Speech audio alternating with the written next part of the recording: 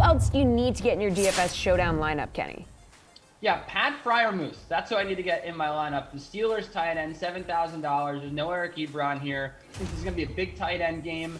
7 targets in his last 2 games. The Bears are allowing 7.4 yards per attempt, which is awful. As Geoff alluded to, the secondary is bad. We know the Steelers love to throw the football. We know Ben Roethlisberger loves his tight ends.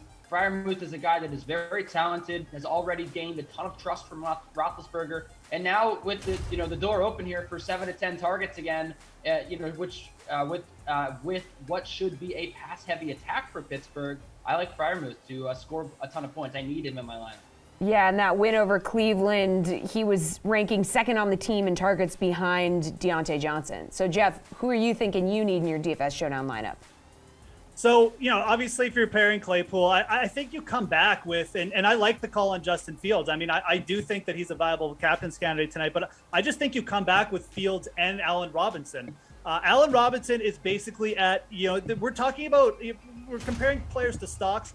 Allen Robinson has just been on the sell button for the last 8 weeks here. I mean, his season high is 65 yards.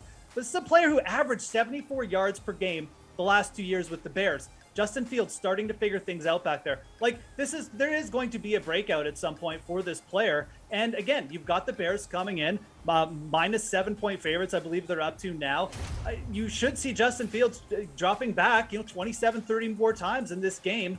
I think this is a potential breakout spot for Allen Robinson. Again, it's sort of been progressing a little bit better with him. You see a couple good connections.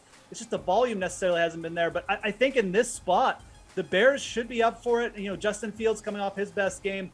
I think you pair him and Allen Robinson here because I just don't think people are quite ready to buy in on him yet, which should give you pretty low ownership in the flex.